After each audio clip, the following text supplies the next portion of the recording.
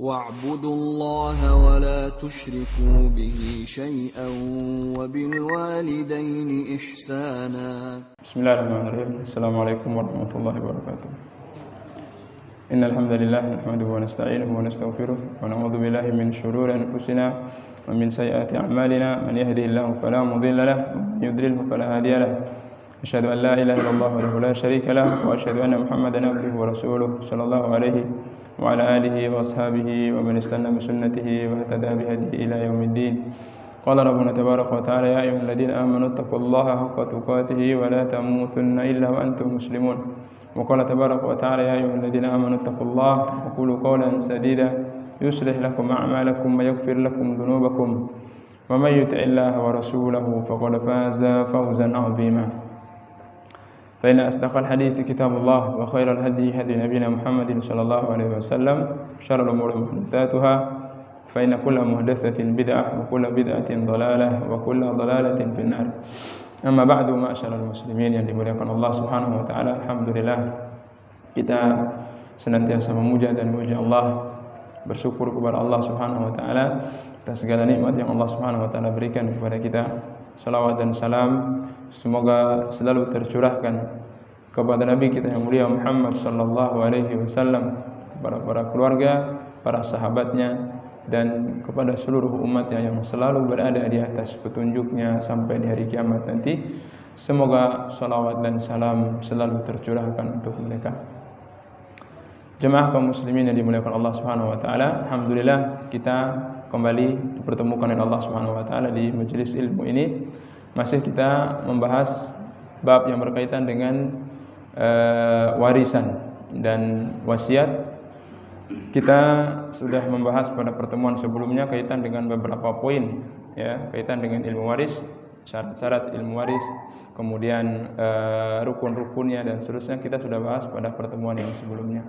Kemudian kita langsung masuk pada poin yang disebutkan oleh Syekh di sini, oleh Al-Imam di sini, tentang ilmu-ilmu atau poin-poin yang berkaitan dengan ilmu faraid atau ilmu waris. Nah, yang pertama yang beliau sebutkan di sini adalah kaitan dengan pembagian atau mengklasifikasi ahli waris dari sekian keluarga yang ada. Ya, jadi kalau alur kaitan dengan waris, nanti kalau ada papan nanti insya Allah kita usahakan papan mungkin pertemuan depan karena mulai menghitung, ya. Nah, alurnya secara umumnya, pertama kaitan dengan harta kita sudah bahas pada pertemuan yang sebelumnya. Kaitan dengan harta itu ketika ujungnya nanti harta itu sebagai harta warisan, itu skemanya atau tahapannya adalah sebelum harta itu menjadi harta warisan, itu dibersihkan dulu dari semua kaitan-kaitan yang lainnya, dikeluarkan semua utang, biaya pemakaman, wasiat, ini itu dan segala macamnya, sehingga hasil akhir yang murni menjadi harta warisan itu adalah yang bersih, yang setelah dikeluarkan tadi. Itu kalau proses pada harta. Kemudian proses selanjutnya adalah proses pada ahli warisnya. Yang pertama, dikelompokkan dari sekian keluarga yang ada ini, ya. Jadi ketika ada orang meninggal dunia, dia meninggalkan keluarga besar. Ada keluarga dari bapaknya, ada keluarga dari ibunya. Apakah semua mereka ini berhak menjadi ahli waris atau dikatakan ahli waris? Secara syariat tidak, ya. Jadi tidak semua keluarga itu menjadi ahli waris. Ada kelompok tertentu yang masuk dalam kategori ahli waris. Nah, inilah poin pertama. Jadi dari sekian keluarga yang ada, mungkin kadang orang itu satu kampung itu keluarganya dia semua, gitu.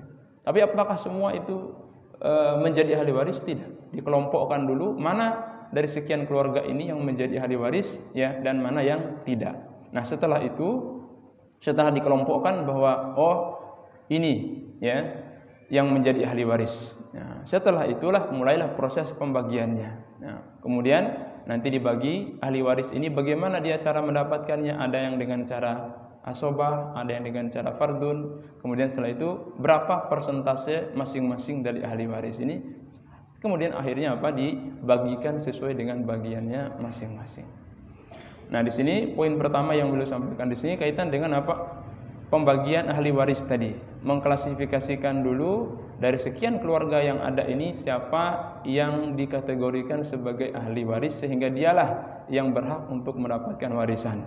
Nah, selain daripada itu tidak ada hak dia untuk menuntut harta warisan. Karena ada sebagian orang seperti itu, datang tiba-tiba menagih harta warisan saya ini keluarganya, keluarga keberapanya, keluarga jauh, keluarga ini, keluarga itu, yang enggak berhak untuk menuntut harta warisan meskipun dia keluarga, tapi secara syariat dia tidak masuk dalam kategori ahli waris. Nah, ini sangat penting sekali untuk kita pahami. Nah, di sini beliau membaginya berdasarkan jenis kelamin, ya.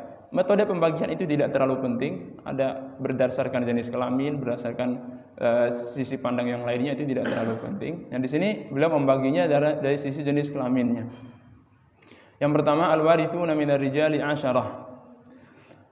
Ahli waris dari kalangan laki-laki, ya, itu terdapat 10, ya, 10 orang. Ini 10 ini ya biasanya secara global, ya, secara global, ya. Kalau secara terperincinya sampai 15, ya. Tapi enggak apa-apa kita sebutkan kita sebutkan sesuai dengan apa yang disebutkan oleh beliau di sini. Ada 10 orang dari kaum laki-laki yang berhak menjadi ahli waris. Yang pertama, al-ibnu, anak laki-laki. Yang kedua, ibnul ibn. Yang kedua adalah cucu laki-laki dari anak laki-laki. Cucu laki-laki dari anak laki-laki. Wa in safala, dan seterusnya ke bawahnya, ya. Anak laki-laki, cucu laki-laki, cucu dari cucu laki-laki, dan seterusnya sampai ke bawahnya. Tapi untuk memudahkan perhitungan, para ulama ahli waris itu hanya sampai pada tingkat kedua saja, anak dan cucu saja, ya. Kalaupun ada cicit ya masuk juga. Kalau cicitnya cicit dan seterusnya, tapi kebiasaan orang paling jauh itu cucu lah, gitu ya. Sehingga generasi ke bawahnya itu untuk memudahkan perhitungan itu tidak dimasukkan. Nah, tapi kalaupun mereka ada, ya masuk dalam ahli waris. Tapi cukup pada sampai tahap kedua atau tingkat kedua saja, anak laki-laki dan cucu laki-laki. Kemudian yang ketiga, al-ab, bapak, wal jaddu wa in ala, ya. Kemudian yang keempat adalah kakek dan ke atasnya. Kakek lagi, kakeknya kakek dan seterusnya ke atasnya. Masuk di sini kakek dari bapak, bukan dari jalur ibu, ya. Itu yang keempat. Yang kelima, al-akh. Nah, yang kelima adalah saudara. Nah, di sini beliau menyebutkan secara global saudara. Sementara kalau diperinci itu terbagi menjadi 3 lagi. Saudara itu kan ada 3. Ada saudara kandung, saudara sebapak, dan saudara seibu. Itu kalau diperinci tadi yang kita maksud tadi. Nah, ini kalau secara global disebutkan saudara apa saja masuk. Saudara sebapak, saudara seibu, saudara kandung, itu semuanya masuk. Maksud saudara sebapak, saudara kandung di sini adalah saudara yang memang dilahirkan dari satu bapak dan ibu. Nah, saudara sebapak itu yang hanya bersatu bapaknya saja, beda ibunya, gitu ya. Umpamanya ada laki-laki yang punya lebih daripada istri satu, gitu ya, poligami. Nah, jadi masing-masing istri pertama, kedua ini saling bersaudara, tapi saudara sebapak bagi mereka ini karena beda ibunya.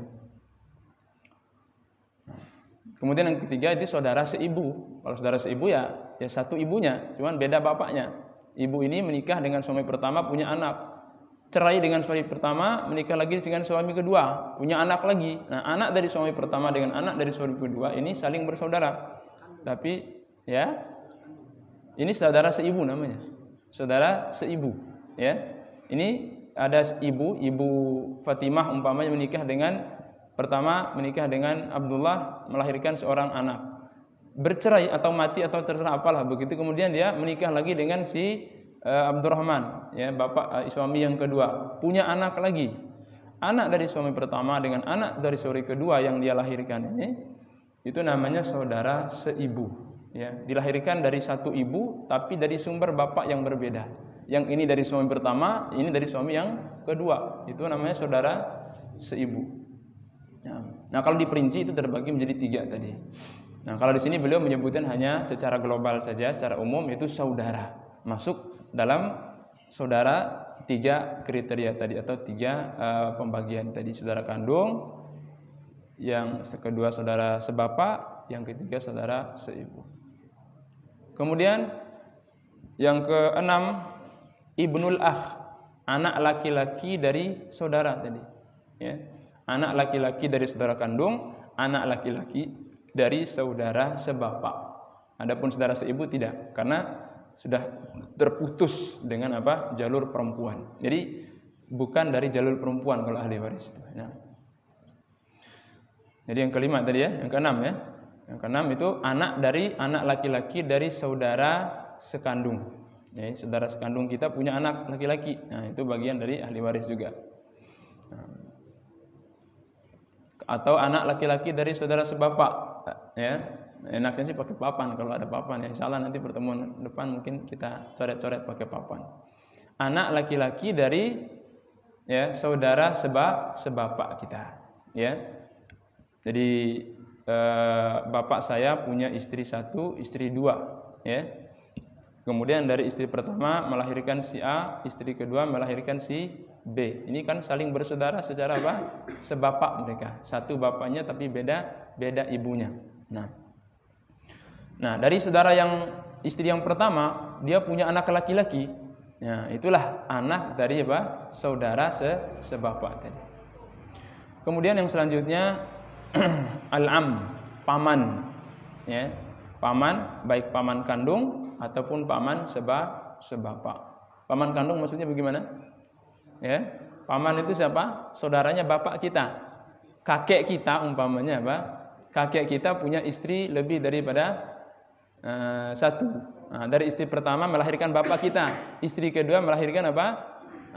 Istri kedua melahirkan si Ahmad umpamanya.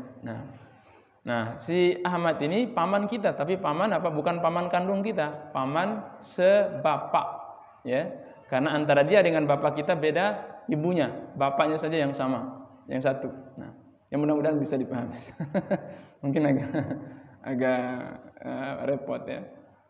Nah, wa ibnul am.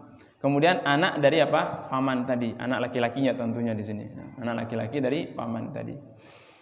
Kemudian yang ke-9 az-zauj, suami. Yang ke-10 adalah al-maula al-mu'tiq, mantan tuannya, atau kalau ini statusnya kalau dia itu seorang budak. Kalau yang meninggal ini budak, maka tuannya yang memerdekakan dia itu, yang pernah menjadi tuannya, itu bagian juga menjadi ahli warisnya. Itu 10 orang dari kaum laki-laki yang menjadi ahli waris. Kita ulangi secara global tadi: anak laki-laki, cucu laki-laki, bapak, kakek, kemudian saudara, kemudian paman, anak laki-lakinya paman, kemudian suami, kemudian apa? Yang merdekakan budak. Oh, tidak kita sebutkan tadi anak laki-lakinya saudara ya. Ya, pas 10. Nah, itu yang berhak menjadi ahli waris. Selain daripada mereka, laki-laki manapun dari mereka itu bukan dari ahli waris. Kemudian yang perempuan di sini ada 10 beliau sebutkan. Wal warithatu minan nisa'i sab'un. Ahli waris dari kalangan kaum wanita ada 7. Ya, mohon maaf, tadi kita sebutkan 10 ya, bukan 10, 7. Al bintu. Nah, yang pertama anak perempuan. Ya. Kemudian yang kedua bintul ibn. Ya, cucu perempuan dari anak laki-laki. Jadi jalur ahli waris itu adalah jalur yang keluar dari anak laki-laki. Kita punya 2 anak, laki dan perempuan, ya. Anak laki-laki kita ya memiliki anak keturunan. Nah, anak keturunan dari anak laki-laki kita inilah yang menjadi ahli waris. Anak keturunan dari anak perempuan kita tidak menjadi bagian dari ahli waris, ya. Karena kita tidak mengenai masalah warisan, kita tidak mengedepankan logika. Oh, kok begitu? Ya kan sama-sama saja ini. Ini anaknya dia, ini anaknya dia. Kok anak keturunan dari ini dari ahli waris, ini keturunan dari ini jadi enggak ada ahli waris? Itu kalau kita pakai logika. Ya, yang namanya syariat itu kita apa? Samina wa ta'na, kita tunduk. Ya, kita tunduk dengan syariat. Kita tidak mengatakan Allah tidak adil dong, gitu ya. Kok yang dikasih warisan dari anak jalur laki-laki saja? Anak dari jalur perempuan itu dia dikasih warisan. Ya, menurut akal kita yang pendek, yang tidak tahu berapa 1200 dikali 300 kan kita nggak tahu ya. Ada yang langsung tahu itu, kecuali pakai kalkulator. Itulah pendeknya akal kita itu. Kemudian ingin menentang hukum Allah yang Maha tahu segala-galanya, ya, itu tidak wajar, tidak pantas lah gitu ya. Sehingga kita tidak mengukur pembagian Allah Subhanahu wa taala itu dengan akal kita. Kalau kita ukur dengan akal kita, mungkin banyak sekali syariat ini yang tidak adil menurut akal kita. Tapi kalau kita ukur dengan maha mengetahuinya Allah, maha hikmahnya Allah, maha bijaksananya Allah, semua keputusan Allah Subhanahu wa taala adalah adil. Ya. Jadi di sini jemaah sekalian yang Allah Subhanahu wa taala, termasuk kaitan dengan apa? Pembahasan tentang warisan di sini. Nah, tadi yang menjadi ahli waris selanjutnya dari anak kita adalah apa? Hanya dari jalur anak laki-laki. Dari jalur anak perempuan tereliminasi. Ya. Tertahan oleh apa? Anak perempuan tadi. Tidak masuk dalam apa? Dalam jalur bagian dari ahli waris. Jadi kita ulangi, yang pertama anak perempuan, kemudian cucu perempuan dari anak laki-laki kita. Kemudian yang ketiga ibu, yang keempat al-jaddah, itu nenek, baik nenek dari jalur bapak maupun nenek dari jalur ibu. Kalau kakek tadi hanya dari jalur bapak saja, kakek dari jalur ibu itu tidak masuk. Pokoknya kalau yang terhalangi oleh satu tahap perempuan itu sudah terputus, ya, ini sudah terputus. Kemudian yang selanjutnya al-ukhtu, saudari, ya, saudari. Nah, maksud tadi apa? Kalau dirinci tadi tiga pembagian tadi, saudari kandung, saudari sebapak, dan saudari seibu. Yang selanjutnya yang keenam az-zaujah, itu istri. Yang terakhir al-maulah, yaitu perempuan yang pernah menjadi tuannya, ya, atau mantan tuannya, bekas tuannya. Nah, ini 7 orang secara global dari kalangan kaum wanita, 10 orang secara global dari kalangan kaum laki-laki yang menjadi ahli waris. Kalau digabung menjadi 17, ya. Kalau digabung menjadi 17. Nah, selain daripada 17 orang ini, maka tidak dikategorikan sebagai ahli waris dan tidak ada hak bagi mereka untuk menuntut harta warisan. Ya, mungkin ini poin pertama, ya, saya kira jelas mungkin ya kaitan dengan poin ini. Kemudian yang selanjutnya beliau mengatakan waman la yaskutu bihalin khamsah. Nah, dari 17 orang ahli waris tadi, apakah semuanya itu kemudian berkumpul dalam satu tempat kemudian dibagi rata semua, ya, atau dibagi semua berhak mendapatkan 17 orang itu? Tidak, ya. Dari 17 orang itu diklasifikasi lagi secara urutan keberhakannya. Siapa yang paling berhak dari 17 itu secara tingkat yang paling dekat secara nasabnya dengan si mayit ini. Ya, sehingga kalau ada yang paling dekat nasabnya, yang jauh, ya tersingkirkan. Meskipun secara daftar dia masuk dalam bagian ahli waris, tapi karena adanya ahli waris yang paling dekat, itu yang jauh terhalangi. Nah, itu nanti diklasifikasi lagi secara terperinci. Dari 17 orang tadi, siapa di antara mereka ini yang paling berhak, sehingga dialah yang mendapatkan warisan, ahli waris yang lainnya itu disingkirkan. Ya. Bukan disingkirkan, mungkin konotasinya negatif, tapi nggak apa-apa lah. Nah, jadi nanti ada pada pembahasan pada poin kedua. Nah, dari sini beliau menyebutkan, tapi dari sekian 17 orang tadi itu ada 5 orang yang tidak mungkin disingkirkan, pasti dapat gitu. Tidak mungkin tidak dapat. Ini beliau sebutkan. Jadi tidak mungkin dia tidak dapat. Selama dia masih ada berarti apa? Pasti dia dapat. Tidak mungkin tersingkirkan oleh ahli waris yang lain. Siapa 5 orang itu? Az-zaujani, salah seorang dari 2 suami atau istri, ya. Kalau yang meninggal suami ya berarti istrinya. Kalau meninggal istri berarti suaminya. Antara keduanya itu tidak mungkin tidak dapat. Ya. Tidak mungkin tidak dapat. Kalau ada suami meninggal berarti istri pasti dapat. Ya, seberapa dapatnya nanti itu pada pembahasan yang selanjutnya. Yang penting dia pasti dapat, tidak mungkin. Maka sangat zalim kalau seandainya ada seorang yang meninggal dunia, kemudian datang rame-rame keluarga dari saudaranya, kemudian paman-pamannya itu mengambil semua hartanya, si istrinya nggak dikasih apa-apa. Ini zalim sekali. Nah, ini merampas hak orang lain. Nah, ini istri pasti dia dapat dari harta peninggalan suaminya. Entah dia baru menikah 5 menit tadi. Nah, yang penting dia sudah menikah secara sah gitu ya. Dia sudah menikah secara sah. Nah, itu tidak apa? Tidak menghalangi dia untuk mendapatkan warisan. Dan kalaupun ada orang itu umpamanya memiliki istri yang lebih dari satu, semua istrinya mendapatkan hak yang sama. Tidak ada dalil, oh ini istri pertama, hasil perjuangan dia, ini capek segala macam. Ini istri terakhir ini baru nikah, tinggal enak saja dan sebagainya. Tidak ada itu, ya, tidak ada. Karena kan terkadang juga kan nggak seperti itu dalam rumah tangga. Terkadang sebaliknya, ya, istri pertama, istri kedua, pontang-panting nggak ada hasil, menikah dengan istri ketiga baru dia sukses. Nggak ada juga alasan istri ketiga ini, oh kamu istri pertama nggak ada apa dapatnya sedikit saja, tidak. Jadi masalah suami ini suksesnya dengan istri yang keberapa itu bukan menjadi alasan. Pokoknya statusnya istri sama-sama mendapatkan bagian.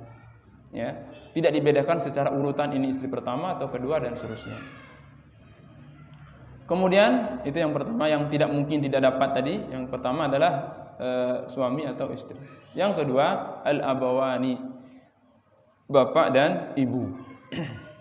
Bapak dan ibu ini tidak mungkin tidak dapat kalau masih hidup, ya. Kalau masih hidup maka bapak atau ibu itu tidak mungkin tidak dapat, pasti dapat. Kemudian yang tadi sudah suami atau istri 2, bapak atau ibu sudah 4 berarti ya. Kemudian yang ketiga, yang kelima, wa waladus sulbi, anak keturunan dari sulbi kita, ya, anak dari keturunan kita, ya, bukan anak asuh, ya. Dan di sini yang menjadi kadang-kadang menjadi polemik di masyarakat itu, ya, ketika seseorang mengasuh anak, gitu ya. Maka terkadang apa? Yang mendapatkan warisan secara utuh itu adalah tadi anak asuhnya. Ya, sementara dia secara syariat itu bukan dikatakan anak, hanya sekedar tetap dia itu anak orang yang hanya diasuh saja. Makanya juga di sini sedikit kita ingatkan, salah kalau ada orang yang mengasuh anak orang lain kemudian dia menasabkan kepada bapak asuhnya. Itu salah, melanggar syariat, tidak boleh. Ya, tidak boleh. Allah SWT melarang dalam surat Al-Ahzab itu, ya, dalam surat Al-Ahzab halaman pertama itu Allah dengan tegas sekali. Ayat itu turun ketika berkaitan dengan Nabi Muhammad SAW yang mengangkat Zaid bin Thabit. Zaid ini kan mantan budaknya beliau. Kemudian beliau memerdekakannya, kemudian sangat cintanya beliau dengan Zaid ini, beliau ingin mengangkatnya menjadi anak, ya, menjadi anak. Kemudian beliau mau berdiri di hadapan Ka'bah, memanggil semua orang-orang di Mekah, persaksikanlah bahwa hari ini bukan Zaid bin Harithah lagi, tapi Zaid bin Muhammad. Turun ayat yang menegur Rasulullah SAW, tidak. Ud'uuhum li'abaihim huwa aqsatu indallah. Panggillah mereka itu dengan nasab bapak-bapak mereka sendiri, ya. Itu lebih adil di sisi Allah Subhanahu wa taala, ya. Jadi tidak boleh ini merubah nasab namanya, ya. Merubah nasab dan tidak boleh merahasiakannya. Ya, kadang orang merahasiakan nasab anak yang dia asuh ini. Tidak boleh. Harus dikasih tahu bahwa bapakmu adalah fulan. Itu bapakmu. Saya hanya sekedar mengasuh saja, bukan bapak aslimu. Dan tetap berlaku batasan-batasan syariat. Sebagaimana anak saya bukan saudara dia, ya, bukan bagian daripada saudara dia karena dia ini orang asing yang hanya sekedar masuk ke dalam keluarga saya sebagai anak asuh saya. Anak saya bukan sebagai bapaknya, istri saya bukan sebagai ibunya, anak-anak saya pun bukan menjadi bagian daripada saudaranya. Sehingga dalam batasan syariat pun tetap ada batasnya. Dia tidak boleh melihat aurat istri saya. Dia tidak boleh melihat aurat anak perempuan saya. Kenapa? Karena dia orang asing. Bukan anak saya, ya, anak orang, kemudian saya hanya kasihan, kemudian saya besarkan dan seterusnya, tetap dia memiliki batasan syariatnya. Nah, termasuk di sini batasan syariatnya adalah apa? Dia tidak masuk dalam daftar ahli waris. Ya. Dia tidak masuk dalam daftar ahli waris. Ya, ini sehingga yang dimaksud anak yang menjadi ahli waris adalah anak kandung kita yang lahir dari kandungan istri kita. Itu anak kandung. Dan juga yang tidak termasuk ahli waris ini adalah anak persusuan. Anak persusuan. Ya. Istri kita menyusui bayi tetangga umpamanya sampai 5 kali, ya standarnya kan sampai 5 kali, maka dia ini menjadi anak persusuan kita. Ya, anak seperti anak kita, ya, dia menjadi mahram istri kita, boleh melihat auratnya dia dan seterusnya, samalah seperti anak kandung kita secara itu. Tapi secara warisan dia tidak bagian daripada ahli waris. Jadi yang menjadi ahli waris hanya sekadar anak dari kandung kita, anak kandung kita saja. Nah, itu yang 5 tadi. Suami atau istri, kemudian bapak dan ibu, kemudian anak kandung. Anak kandung baik anak laki maupun anak perempuan yang sudah dirinci tadi. Itu 5 orang yang tidak mungkin tidak dapat. Pasti dapat. Nah, itu mungkin jelas di sini ya, poin kedua. Kemudian beliau melanjutkan poin yang selanjutnya, waman la yarithu bihalin sab'ah. Ada 7 orang yang tidak mungkin mendapatkan warisan, ya. Tidak mungkin mendapatkan warisan.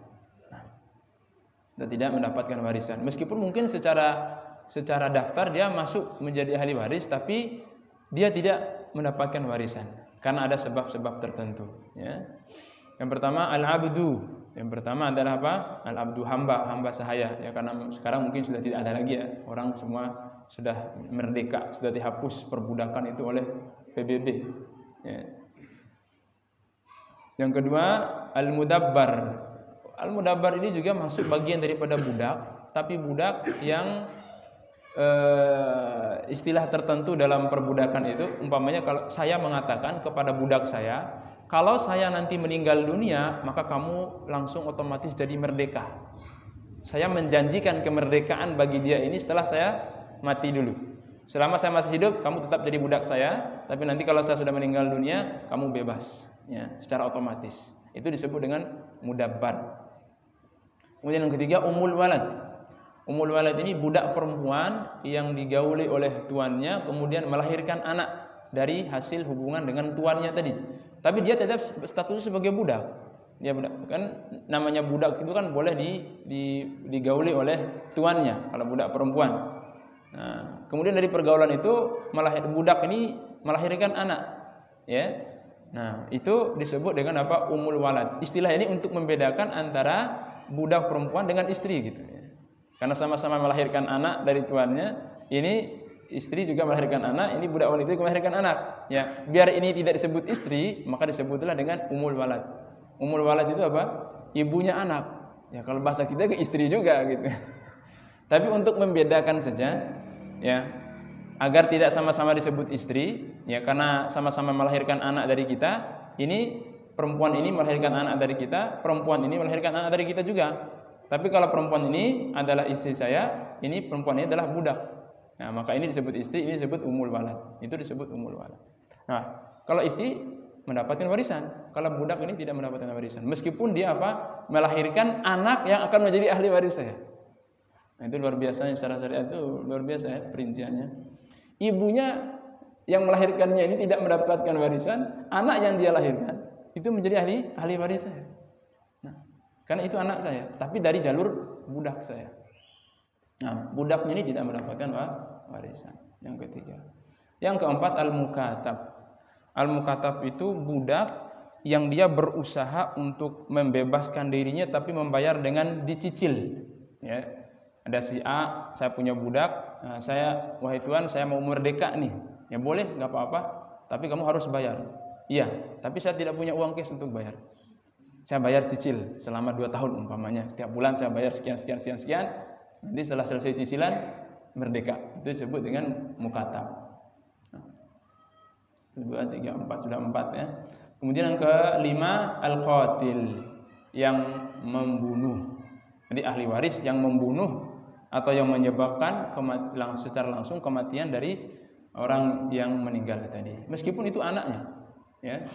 umpamanya ada anak, naudzubillah gitu ya, membunuh orang tuanya, maka ya sebenarnya si anak ini berhak untuk mendapatkan warisan dari orang tuanya, tapi karena dia yang membunuhnya maka dia tidak berhak. Ya, dia tidak berhak. Atau yang lainnya, umpamanya saudara membunuh saudaranya, seharusnya dia mendapatkan warisan dari saudaranya, tapi karena dia membunuhnya maka tidak mendapatkan warisan. Kemudian selanjutnya al-murtad, ya, orang yang sudah murtad. Ada anak umpamanya naudzubillah, ya bapaknya muslim, dia awalnya muslim, entah karena sebab apa dia murtad, maka ketika bapaknya meninggal dia tidak berhak menjadi ahli waris. Secara agama, entah secara hukum positif kita enggak tahu juga ya.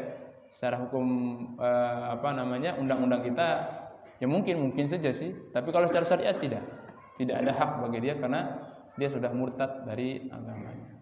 Kemudian yang selanjutnya wa ahlul millataini, orang yang memang beda agama. Yang satu muslim, bapaknya muslim, umpamanya anaknya kafir, atau sebaliknya. Yang muslim tidak mendapatkan warisan dari si kafir tidak mendapatkan warisan dari si muslim karena sudah beda agama.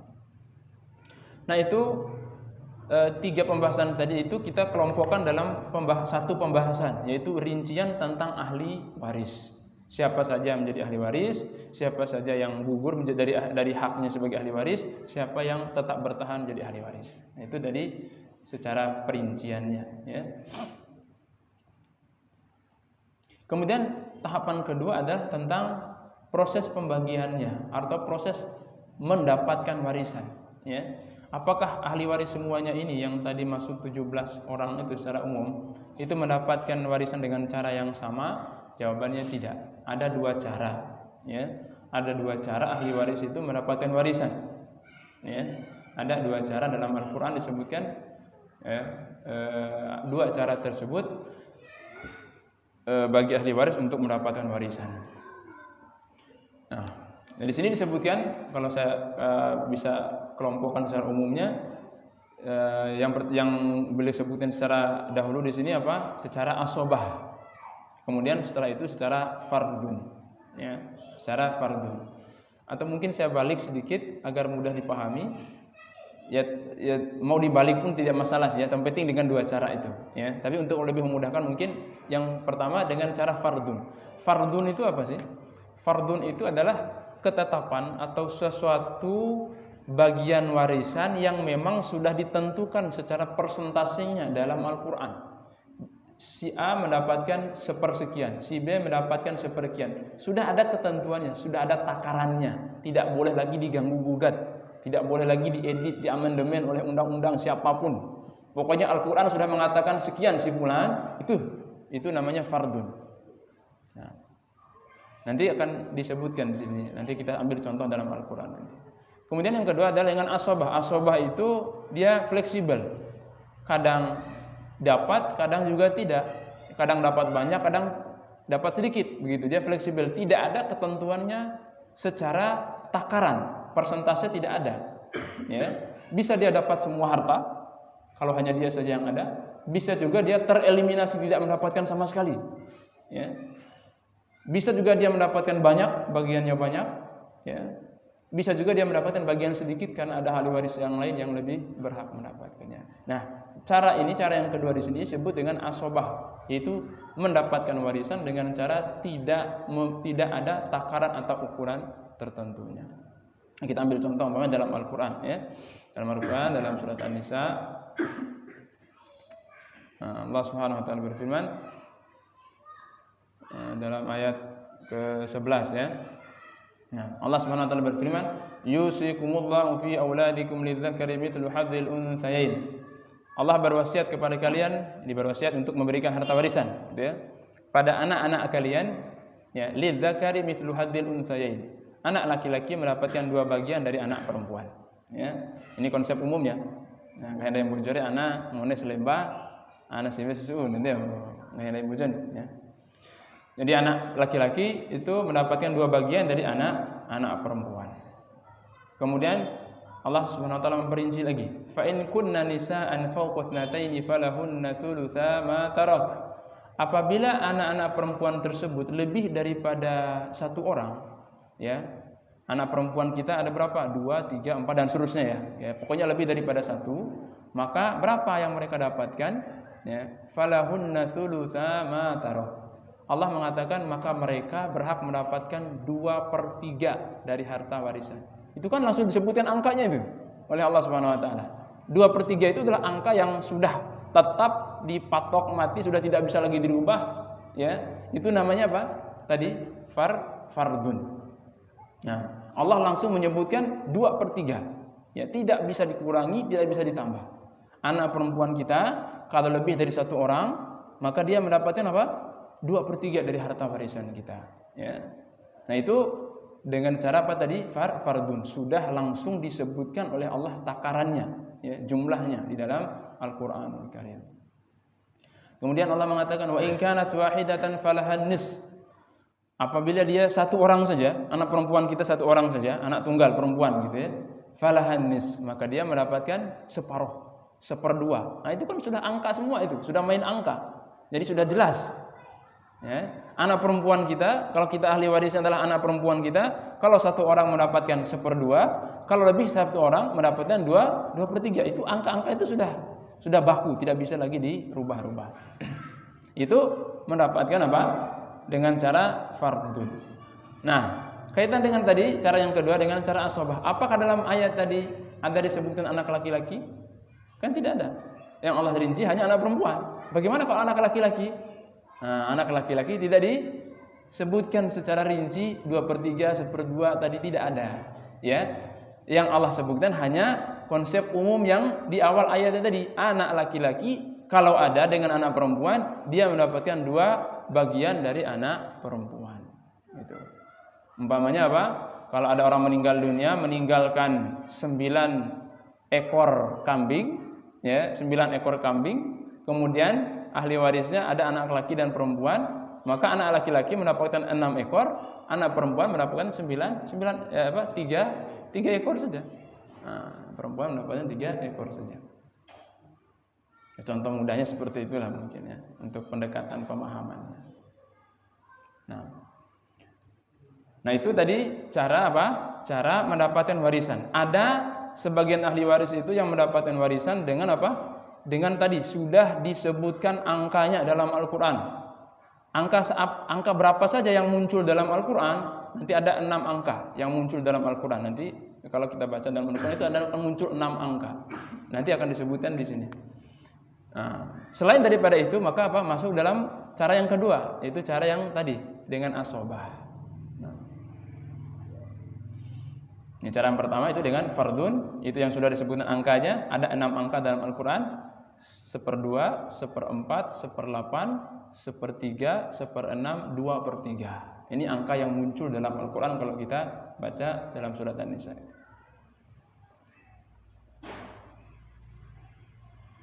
Nah, ini jemaah sekalian yang dimuliakan Allah Subhanahu wa taala tentang cara mendapatkan warisan. Nah, siapa saja ahli waris yang mendapatkan dengan cara yang pertama, siapa saja yang mendapatkan dengan cara yang kedua tadi. Nah, itu yang lebih penting lagi yang kita bahas. Nah, ini yang beliau sebutkan di sini. Beliau menyebutkan wa aqrabul asabah al-ibnu tsumma ibnuhu tsumma al-ab tsumma abuhu dan seterusnya. Dan asobah tadi apa? Asobah itu adalah keluarga yang mendapatkan warisan dengan cara tidak ditentukan angkanya, tidak ditentukan bagiannya secara angka. Asobah yang paling dekat, artinya yang paling dekat sini adalah pertama yang paling berhak. Ya. Jadi yang paling dekat berarti apa? Dia yang paling berhak untuk mendapatkan apa? Warisan. Kalau ada dia, berarti asobah yang lainnya tereliminasi. Ya, tidak akan mendapatkan bagian. Wa aqrabul asabah al-ibn. Ya, asabah yang paling dekat adalah apa? Anak laki-laki. Usbab kayak dari bujo ini. Nah, usbab kiana ya? Tim kenikam dan segala macam di lafaz segala itu usbab bahasa kemudian paham dari bujo usbab. Ya, bahasa syariatnya, bahasa fikihnya itu asabah gitu ya. Bahasa Arab diambil dari kata asabah gitu. Paham dari bujo usbab. Paham kemudian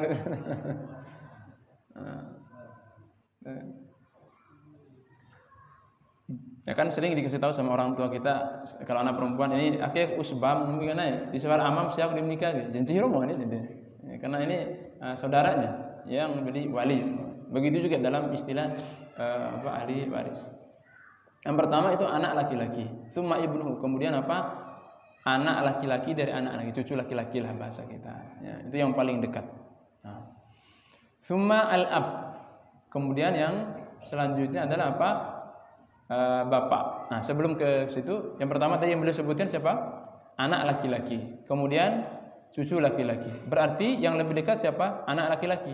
Nah, kalau ada anak laki-laki berarti cucu tereliminasi.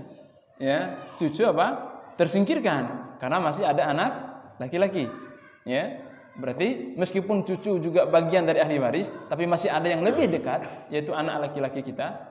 Nah, maka cucu laki-laki kita tergeserkan. Dia tidak berhak untuk menuntut harta warisan. Tsummal ab, kemudian yang ketiga adalah bapak. Bapak kita.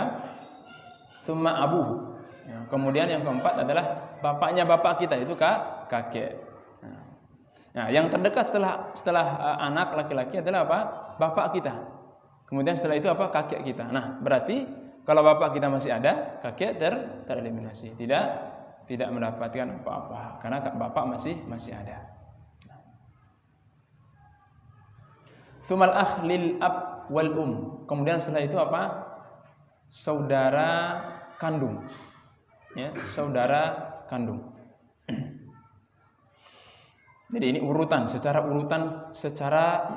pertama secara urutan, kemudian secara kekuatan. Ya. Yang selanjutnya tadi siapa?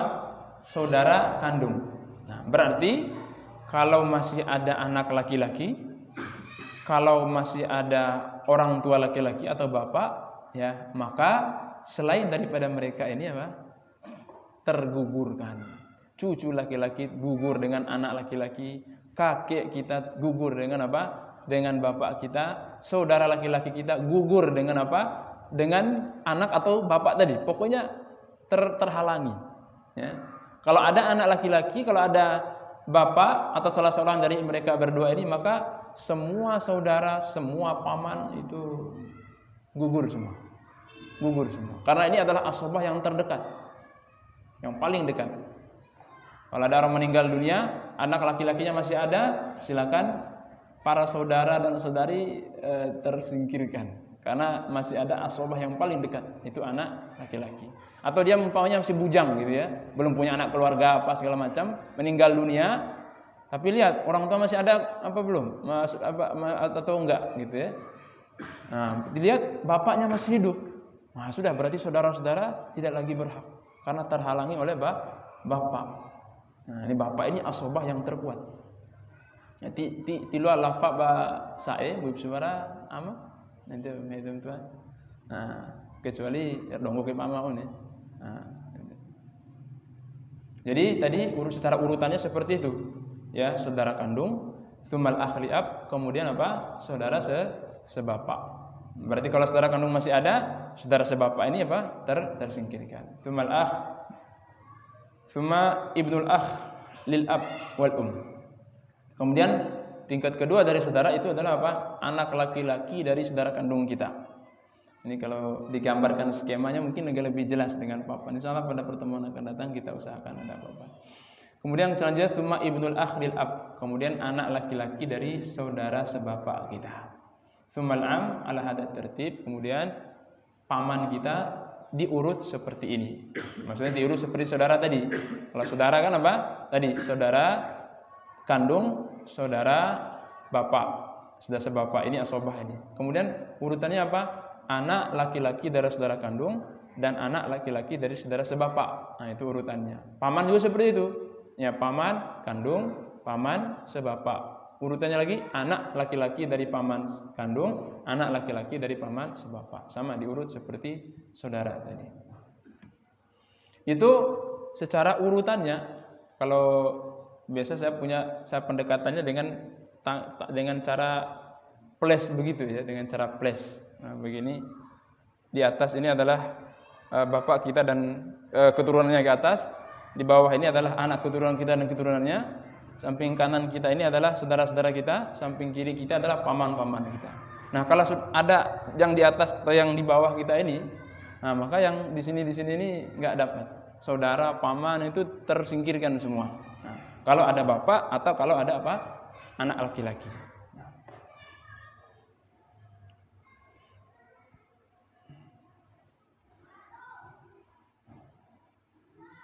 Nah, mungkin itu untuk ahli waris bapak atau ibu masih awam. Untuk masyarakat awam bagaimana cara penjelasannya? Contoh, seorang suami meninggal padahal dia masih punya orang tua, tapi istri yang ditinggalkan menguasai hartanya dan tidak peduli dengan mertua. Nah, inilah salah satu kezaliman lah kita katakan yang terjadi disebabkan karena ini tadi. Dan ini banyak sekali dengan masyarakat kita. Disebabkan karena tadi tidak adanya pemahaman tentang konsep pembagian warisannya. Ketika meninggal dunia, istri semua seakan-akan dia yang mengendalikan, menguasai semua aset suami. Jangankan orang tua atau mertuanya, kadang-kadang anaknya sendiri dia ini, anak dari suaminya, itu kadang-kadang dia tidak memberikannya. Ya, kadang-kadang dia tidak memberikannya. Nah, jadi ketika ada seorang meninggal dunia, maka kalau orang tuanya masih hidup, maka dia berhak untuk mendapatkan harta warisan. Istri tidak punya hak untuk menahannya, karena itu bukan hak dia. Itu hak yang Allah SWT berikan kepada orang tuanya. Ya, kalau paham dengan konsep ini, ya insya Allah dia akan Dia akan menerima itu. Ya, berlepas daripada dia mau praktekkan atau tidak, ya kembali kepada keimanan kita masing-masing. Kalau kita mau mengikuti Al-Quran, ya kita akan praktekkan itu. Kecuali kita tidak mau lagi memakai Al-Quran ini, kita sudah pakai hawa nafsu atau pakai akal-akalan kita, ya sudah. Ya. Tapi itu kan tidak sejalan dengan konsep kita sebagai orang mukmin. Yang namanya kita orang beriman, harus kita tunduk dengan apa yang Allah Subhanahu Wa Taala turunkan dalam Al-Quran Karim. Harus kita tunduk. Ya, itu konsep keimanan kita. Tidak boleh. Ya, maka kalau kita tidak, ya, dan sudah kita bahas pada pertemuan pertama tentang ancamannya orang-orang yang melewati batasan-batasan Allah Subhanahu Wa Taala kaitan dengan masalah warisan.